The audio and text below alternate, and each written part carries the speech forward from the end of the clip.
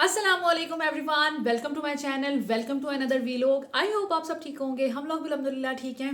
आज की वीडियो बहुत इंफॉर्मेटिव होने वाली है उन मदर्स के लिए जिनके 5 to 10 ईयर्स के बच्चे हैं और जिनको उर्दू ना लिखनी आती है ना बोलनी आती है। तो कैसे हम अपने बच्चों को मोटिवेट करें। ये जो प्रॉब्लम है ना, ये तमाम बच्चों के साथ है। इवन मेरे बच्चों के साथ भी ये प्रॉब्लम है, लेकिन मैं उसको थोड़ा थोड़ा अब मैंने उसको सीरियस लेना शुरू किया है और मैं उस चीज़ से डील कर रही हूँ। और उसके लिए मैंने कुछ स्टेप्स बनाए हैं जिससे थोड़ी बच्चों की उर्दू जो है ना इम्प्रूव हुई है और आहिस्ता आहिस्ता ये इम्प्रूव हो जाएगी। बिकॉज सारे सब्जेक्ट जो हैं आजकल इंग्लिश में होते हैं। सिर्फ एक इस्लामियात है या फिर एक उर्दू का सब्जेक्ट है जो उर्दू में है, तो बच्चे जो है ना कंफ्यूज हो जाते हैं। ना हम घर में उर्दू बोल रहे होते हैं, ना ही हम जिसे कहते हैं कि बच्चों को वो उर्दू में चीज़ें दिखा रहे होते हैं, या वो सिस्टम ही हमारा सारा अब इंग्लिश में हो गया है ना। दैट्स वाई बच्चे जो हैं वो उर्दू की तरफ आते नहीं हैं और उन्हें बोलनी जब अच्छे से नहीं आएगी तो वो लिख क्या पाएंगे। जैसे मेरी बेटी जो फातिमा है, वो कई वर्ड्स उसको उर्दू के बोलने नहीं आते। दैट्स वाई उसको वो जब बोलने ही नहीं आएंगे तो वो कैसे उसको लिख पाएगी। उसमें मैं उसको करेक्ट करती रहती हूँ और मैं उसके साथ जो है ना अपनी एफर्ट मेरी जारी है। तो उन मदर्स के लिए जिनके बच्चे सेम प्रॉब्लम से डील कर रहे हैं, आज की वीडियो होगी।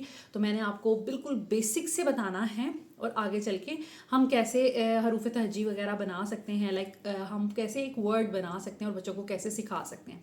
तो ये वीडियो यकीन करें कि मैं किसी भी पर्पस से नहीं बना रही कि अर्निंग के पर्पस से। मुझे पता है मेरी ऐसे जो वीडियोस होती हैं ना, या ऐसे जो टॉपिक्स होते हैं वो बहुत कम देखे जाते हैं और मेरी ऑडियंस जो है वो इंटरेस्टेड नहीं होती। लेकिन यकीन करें, ये समझ लें कि एक पब्लिक सर्विस के लिए मैं ये वीडियो बना रही हूँ। मैं कोई टीचर नहीं हूँ, मैं कोई एजुकेशनिस्ट नहीं हूँ, ना ही मैं कोई साइकोलॉजिस्ट हूँ। मैं एक मदर हूँ और मैंने इन चीज़ों से डील किया है। मैं अपने 3 बच्चों को खुद पढ़ाती हूँ। दैट्स वाई वो तीनों जो हैं डिफरेंट डिफरेंट मैंटेलिटी के हैं, डिफरेंट डिफरेंट उनका नेचर है। मैं इस वजह से इस बारे में बात कर सकती हूँ। इसके अलावा मैं स्कूल में भी पढ़ाती रही हूँ, मैंने घर में भी बहुत से बच्चों को पढ़ाया है। मेरा टीचिंग का बैकग्राउंड है। इस वजह से मुझे लगता है कि मैं बहुत अच्छे से समझा देती हूँ और जब तक किसी को समझना है ना, मैं उसके सर पे सवार रहती हूँ। मेरी ये कोशिश होती है कि अगर मेरे किसी स्टूडेंट को कोई चीज़ समझ नहीं आ रही ना, मैं उनसे कहती हूँ कि आप 10 दफ़ा पूछें। और टीचिंग एक ऐसी चीज़ है कि जिसमें आपका पेशेंस बहुत ज़्यादा इंपॉर्टेंट है कि आपने पेशेंस से काम लेना है। आपका बच्चा अगर 5th क्लास में है, आपका बच्चा अगर 4th क्लास में है, किसी भी क्लास में है, अगर उसकी उर्दू वीक है तो आपने उसको सिंपल एक नोटबुक पकड़ा देनी है और आपने उसे कहना है कि इधर हरूफ तहज्जी लिखें, ठीक है, अलिफ ता ये तक मुझे लिख के दिखाएं। कोई मसला नहीं है अगर वो 5th क्लास में है, कोई इसमें बुरी बात नहीं है क्योंकि सीखने की कोई उम्र नहीं होती। हम उसको हरूफ तहज्जी लिखवाएंगे। आपका बच्चा एक दफ़ा लिख ले, उसके बाद हम उसको करवाएंगे आदि अशकाल उर्दू की, ठीक है। आदि अशकाल आप सब मदर्स जानती हैं कैसी होती हैं, बच्चे को भी पता होगा कि आदि अशकाल क्या होती हैं। अब हमने उसको आदि अशकाल करवानी है, ठीक है। वो आदि अशकाल भी ऑलमोस्ट आपका बच्चा लिख लेगा। उसके बाद हमने उसको बताना है कि आदि अशकाल को आपने डिवाइड अब करना है, अलिफ बे को आपने डिवाइड करना है 3 लेवल्स पे। सतर से ऊपर वाले अल्फाज, मतलब जो लाइन होती है उर्दू की नोटबुक पे एक ही लाइन होती है। अब 70 से ऊपर वाले अल्फाज कौन से होते हैं, 70 के बिल्कुल ऊपर, ठीक है, वो कौन से अल्फाज होते हैं। और 70 से नीचे वाले अल्फाज कौन से होते हैं, जो कदरे थोड़े नीचे होते हैं, ठीक है। उसमें आ जाएगा अलिफ, इसके अलावा तोएं, जोएं, ये सारे जो हैं ये 70 से ऊपर वाले अल्फाज हैं। जो बिल्कुल 70 से कदरे नीचे, सॉरी, कदरे नीचे जो होंगे वो होंगे जैसे रे, थोड़ा सा नीचे आता है जे, वाओ, ऐसे, ठीक है। उसके बाद मैं यहाँ पर पिक्चर भी अटैच कर दूंगी। उसके बाद आ जाता है 70 से नीचे वाले अल्फाज। उसमें जो आधे आधे नीचे वाले बिल्कुल अल्फाज होते हैं ना, हम वो लिखेंगे जैसे जीम, चे, काफ, इसके अलावा सीन, शीन, स्वाद, दुआद, ये सब चीज़ें, छोटी ये है। ये कौन से अल्फाज हैं जो 70 से आधे नीचे होते हैं, आधे ऊपर होते हैं, ठीक है। हमने एक दफ़ा वो करवा देना है। ये बहुत इंपॉर्टेंट चीज़ें हैं, आगे चल के मैं इंशाल्लाह ताला इनको एक्सप्लेन भी करूँगी। उसके बाद मुसव्वतें कौन सी होती हैं, मुसव्वतें होती हैं जी अलिफ, वाओ, ये और बड़ी ए और छोटी ए, ठीक है, ये मुसव्वतें होती हैं। इसके साथ बच्चे ने अटैच करके कोई ना कोई वर्ड बता, हर वर्ड में तकरीबन मुसव्वतों का इस्तेमाल होता है। किसी में वाव आ रहा होता है, किसी में ये आ रहा होता है, किसी में किसी में अलिफ आ रहा होता है। तो ये मुसव्वतें होती हैं। अब मुसव्वतों के साथ बच्चे को आपने कहना है कि 4 लाइंस लगा देनी है, ठीक है। इस तरफ पूरी आपने अलिफ बे लिख देनी है, ठीक है। उसके बाद बच्चा जो है आपका अलिफ के साथ इन सब वर्ड को अटैच करके लिखेगा एक लाइन में। ऊपर आपने अलिफ लिख देना है कि आपने इस लाइन में बे को, जैसे बे पे ते है, उसको आपने अटैच करना है अलिफ के साथ, उसके बाद वाव के साथ, ठीक है, उसके बाद छोटी ए के साथ, उसके साथ बड़ी ए के साथ, ठीक है। बच्चे को बताना है आपने कि ऐसे ऐसे लिखना है, और फिर उसको बोल के आपने बताना है। बच्चे को कहना है अब बोलें। 2 हरूफ को हम अटैच करेंगे तो ये क्या बनेगा, जैसे बे अलिफ बा, बे वाव बू, बे छोटी ए बी, बे बड़ी ए बे, ठीक है। तो ऐसे ही पा पू पी पे, ऐसे ही टा टू टी टे, ऐसे करके हम वर्ड्स बना लेंगे। इससे ना बच्चे को थोड़ा सा अंदाज़ा हो जाएगा, क्योंकि बच्चों को ये नहीं पता चलता खेलती कैसे लिखना है, खेलता कैसे लिखना है, खेल लो कैसे लिखना है। इसमें ना बच्चे थोड़ा कंफ्यूज हो जाते हैं, पढ़ो, पढ़ता, पढ़ती, इस तरह में, ठीक है। तो मुसव्वतें करवाने का मकसद ये होता है, ओके। उसके बाद अब हम बच्चे को जब इसकी प्रैक्टिस हम बार बार करवाएंगे, लाइक 3 4 5 दफ़ा इसकी प्रैक्टिस करवाएंगे। उसके बाद हमने करवाना है बच्चे को शरारती नो क्या होते हैं, ये पता होने चाहिए आपको भी, बच्चे को भी पता होने चाहिए। अब तो स्कूल्स में करवाते हैं, पहले हमारे दौर में नहीं, हमें पता ही नहीं था शरारती नो क्या होते हैं, मुसव्वतें क्या होती हैं। सिंपल सीधा सा एक तरीका था, हम उसी से पढ़ते थे, ठीक है। सो हम फिर बच्चे को शरारती नो, अब शरारती नो क्या होते हैं, सबसे पहले आएगा दाल, डाल, जाल, रे, अड़े, जे, ये और वाव, ये होते हैं टोटल शरारती नो, ठीक है। इसको अब इसका मकसद क्या होता है, अच्छा शरारती नो ऐसे, और अलिफ भी है, टोटल अलिफ को भी मिला के शरारती नो। अब शरारती नो जो होते हैं ना, उनका मकसद क्या है, जिस भी लफ्ज़ में शरारती नो आ जाएं, उसके बाद हम उस लफ्ज़ को स्टॉप करते हैं और उसके आगे से नई चीज़ शुरू होती है, नया लफ्ज़, या अगर उसी लफ्ज़ का एक हिस्सा शरारती नो बीच में आ गया तो वो लफ्ज़ को तोड़ देता है। कोई भी शरारती नो जो होते हैं, जैसे किसी एक लफ्ज़ के दरमियान आ गया तो वो वहाँ से उसको तोड़ देगा। जैसे मैं एग्जांपल देती हूँ, बोसा, ठीक है, बेवाव बो, से सीन है सा, बोसा। अब शरारती नो बीच में आ गया, बे के साथ वाव आया, उसने वर्ड को ब्रेक कर दिया, ठीक है, और आगे से फिर कंटिन्यू। तो इसलिए हम शरारती नो बताते हैं, और बच्चे को बताएं कि जहाँ पे भी शरारती नो आएंगे वहाँ से आपका जो एक ही बेशक वर्ड है वो ब्रेक हो जाएगा। उसको कंटिन्यू करने के लिए फिर आपको उसको पूरा लिख के फिर नेक्स्ट से हम कंटिन्यू उसको करेंगे, ठीक है। जैसे लाया, लाम अलिफ ला, फिर ये अलिफ या, ठीक है। तो ऐसे अलिफ था, शरारती नो बीच में आ गया तो वर्ड जो है वो कोई भी ब्रेक हो गया। अब शरारती नो के अलावा बाकी जितने भी अल्फाज हमने लिखने हैं ना, बच्चे को आपने बताना है, तो वो सारे कंटिन्यू सिंपली होंगे। ये है उसमें जैसे सेब, सेब में सीन ये बे, सेब सिंपल कंटिन्यू कर रहा है, ठीक है। और इसके अलावा ऐनक है, इसके अलावा कोई भी वर्ड जिसमें शरारती नो नहीं आएंगे वो इकट्ठा जुड़ के लिखा जाएगा। बच्चे का कॉन्सेप्ट क्लियर हो जाएगा। जहाँ पे वाओ अलिफ की आवाज़ आएगी, ठीक है, रे जे ये की, वहाँ पे इसका मतलब है हमने वर्ड को 2 या 3 हिस्सों में हम डिवाइड कर लेंगे, ठीक है। ये आपने बताना है। उसके बाद अब आपने बच्चे को कैसे सिखाना है कि वर्ड बिल्डिंग कैसी हो, आपने जोड़ तोड़ कैसे सिखाने हैं। तो जोड़ तोड़ के लिए आप उसको 3 हरफी 4 हरफी अल्फाज देंगे लिख कर भी, ठीक है। आप कहेंगे कि इसको आपने अलग अलग करके लिखना है, ठीक है।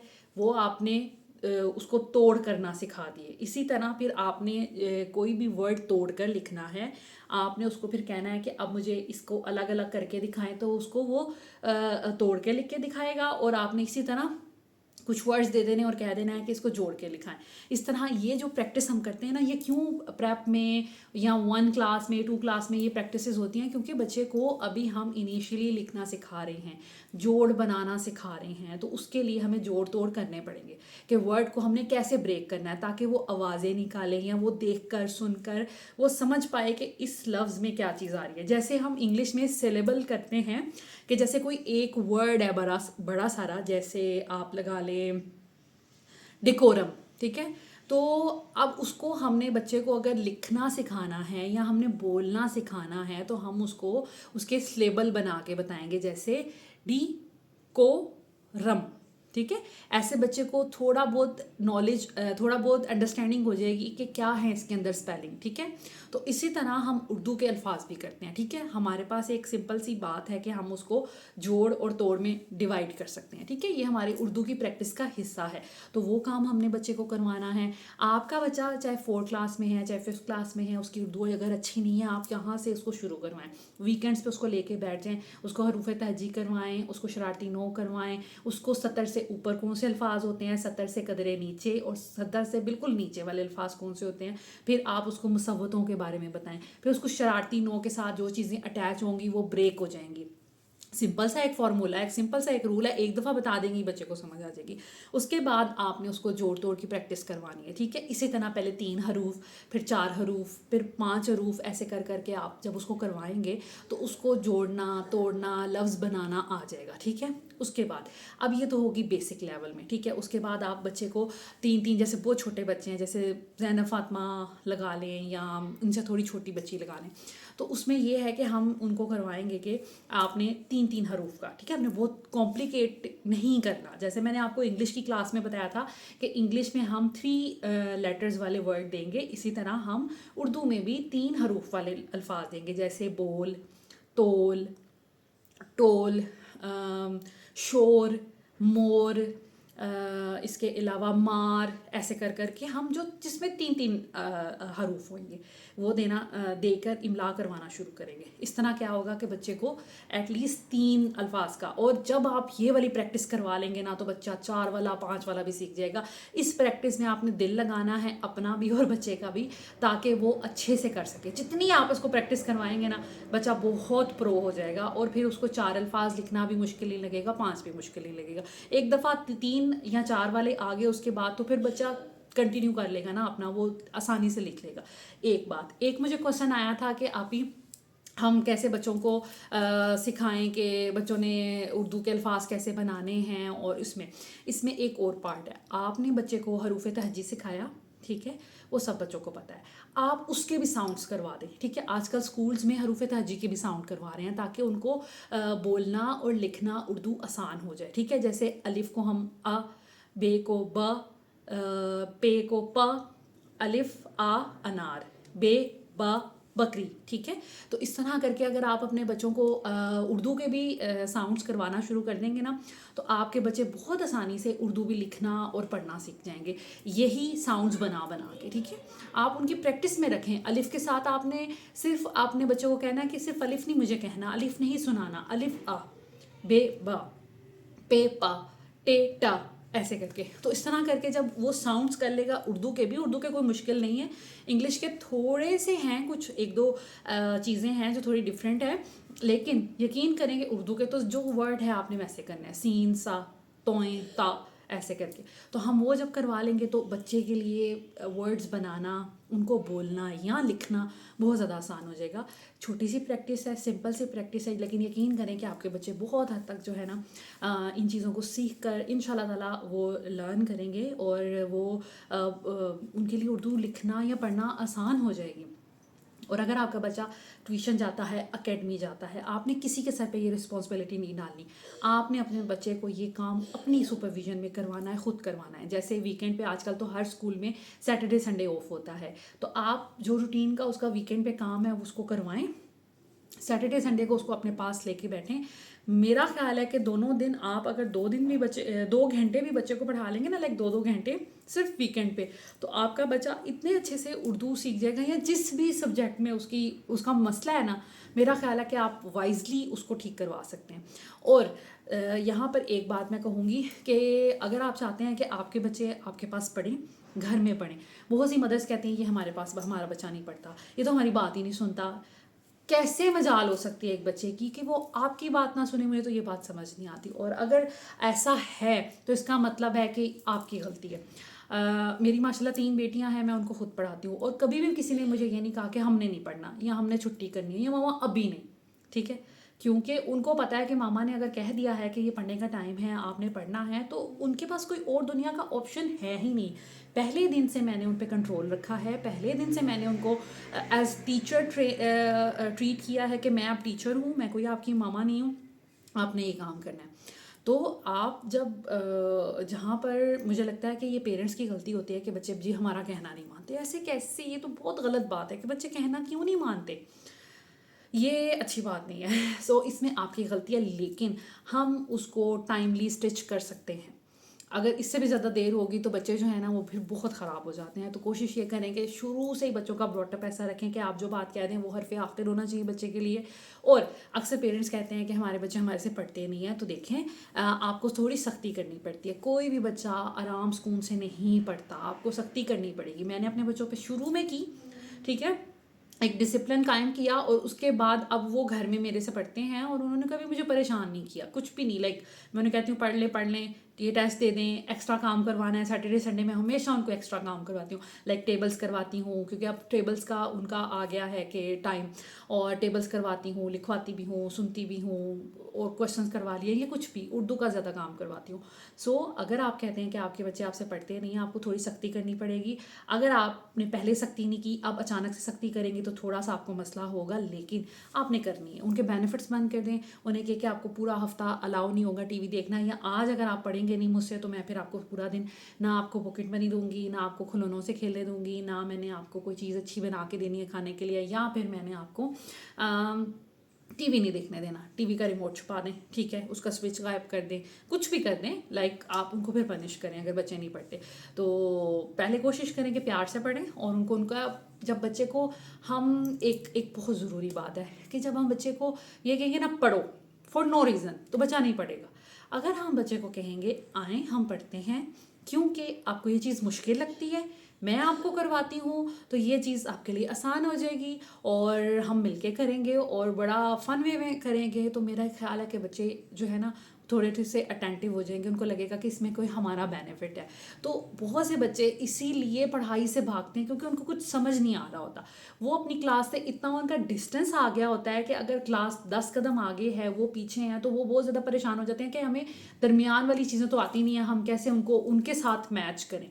तो उनके साथ मैच करने के लिए मदर्स की ड्यूटी है कि वो अपने बच्चों को एक्स्ट्रा टाइम दें और उनके साथ काम करवाएं।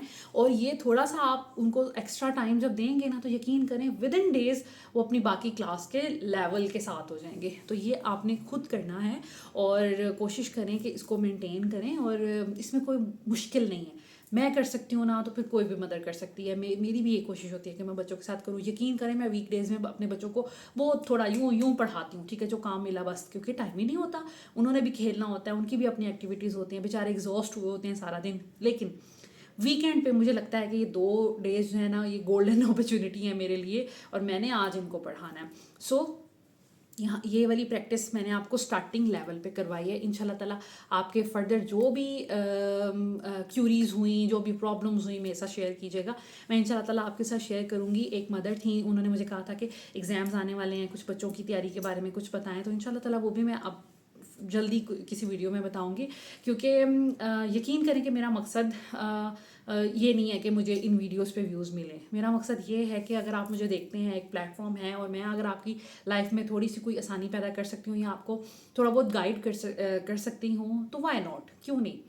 So this is it, this is all about today's video. I hope आज की वीडियो आपको अच्छी लगी होगी। अगर अच्छी लगी होगी तो प्लीज़ ये अपनी उन तमाम फ्रेंड्स, बहनें, कज़न्स जो वाकई बच्चों की पढ़ाई की वजह से डिस्टर्ब हैं, जो उस चीज़ से डील कर रही हैं, उनके साथ ज़रूर शेयर कीजिएगा ताकि उनका भी फ़ायदा हो। ये पब्लिक सर्विस मैसेज है, और आप अगर जिसके साथ भी ज़रूरी समझते हैं ना कि वो प्रॉब्लम में है, उसके साथ भी इशू है, उसके साथ भी ये इशू है, उसके साथ ज़रूर ये वीडियो शेयर कीजिएगा ताकि आगे से आगे किसी का भला होता जाए। Thank you so much for watching this video. Take care. Allah हाफिज़।